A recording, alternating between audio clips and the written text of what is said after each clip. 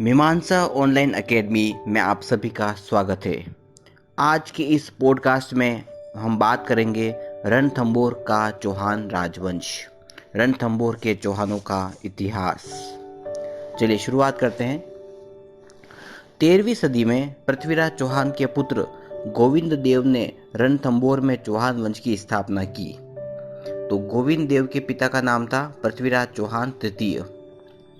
रणथंभौर का प्राचीन नाम रणतहपुर है, अर्थात इसका मतलब होता है रण की घाटी का नगर।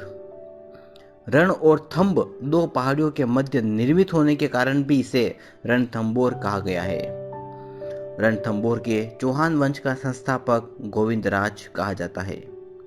गोविंदराज के प्रमुख उत्तराधिकारी की बात करें तो उनमें वल्हण, प्रहलादन और वीर नारायण की बात होती है, जिसमें प्रमुख रूप से हम बात करने वाले हैं वीर नारायण की। इल्तुतमिश ने रणथंभौर दुर्ग पर आक्रमण वीर नारायण के समय किया था, जिसमें वीर नारायण विजयी हुआ। कुछ समय पश्चात इल्तुतमिश ने दिल्ली बुलाकर धोखे से वीर नारायण की हत्या करवा दी थी। वीर नारायण के बाद जो शासक हैं उनकी बात करते हैं, उनका नाम है वाघभट्ट। वीर नारायण के बाद वाघभट्ट रणथंभौर के शासक बने। इन्होंने दिल्ली के सुल्तान नसीरुद्दीन मोहम्मद को हराया था। इनके बाद बात करते हैं जैत सिंह। अपने जीते जी ही जैत सिंह ने अपने पुत्र हमीर को रणथंभौर का शासक बना दिया।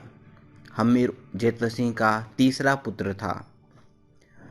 जैत सिंह ने दिल्ली के सुल्तान बलबन को परास्त किया था।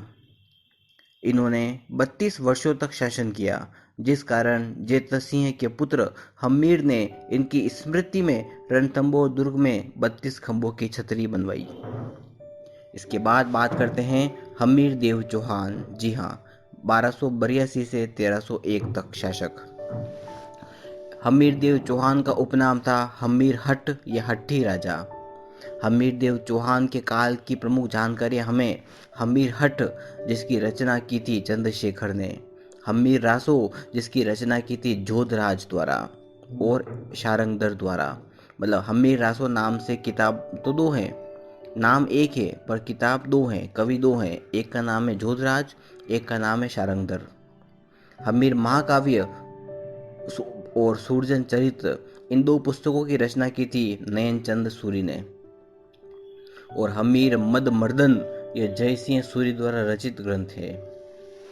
हमीर देव चौहान ने शासक बनते ही दिग्विजय नीति अपनाई तथा शासक बनते ही कोटिय जन यज्ञ करवाया, जिसके प्रधान पुरोहित विश्वरूप थे।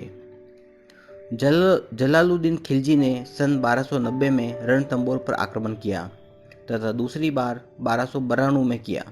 दोनों बार जलालुद्दीन खिलजी असफल रहा। जलालुद्दीन खिलजी ने 1290 में जाहिन दुर्ग पर अधिकार कर लिया था। उस समय हमीर के सेनापति का नाम था गुरदास सेरी। जलालुद्दीन ने 1292 में पुनः आक्रमण किया और असफल रहा। यहाँ का कथन मतलब इसी समय 1292 में ही जलालुद्दीन खिलजी ने कहा था, ऐसे दुर्गों को मैं मुसलमानों की दाढ़ी के एक बाल के बराबर भी नहीं समझता। जलालुद्दीन खिलजी की हार का वर्णन दो लेखकों ने किया है।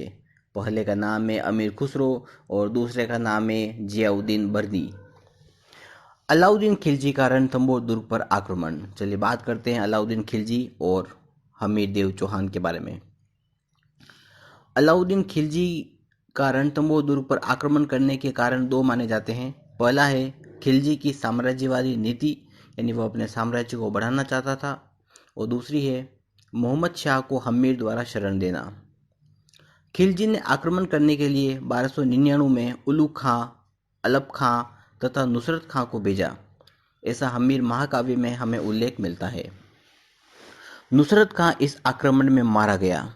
विजय के बाद खिलजी ने रणथंभौर दुर्ग का किलेदार उलू खां को बनाया। ये प्रश्न बहुत बार आया हुआ है कि आक्रमण में कौन मारा गया, तो उत्तर है नुसरत खान। हमीर के सेनापति भीम सिंह वीरगति को प्राप्त हुए, और यहाँ से भी ये प्रश्न बनता है कि हमीर की तरफ से कौन मारा गया, तो हमीर के सेनापति भीम सिंह वीरगति को प्राप्त हुए। रणमल और रत्तीपाल को खिलजी ने अपनी ओर मिला लिया और बाद में मरवा दिया। ये धोखेबाज थे। रणमल और रतिपाल। राजस्थान का प्रथम शाखा रणथंभौर दुर्ग का शाखा ही माना जाता है 1301। जौहर रानी रंग देवी के नेतृत्व में हुआ तथा पुत्री ने जल जौहर किया पद्म तालाब में। यह राजस्थान का एकमात्र जल जौहर माना जाता है। धन्यवाद।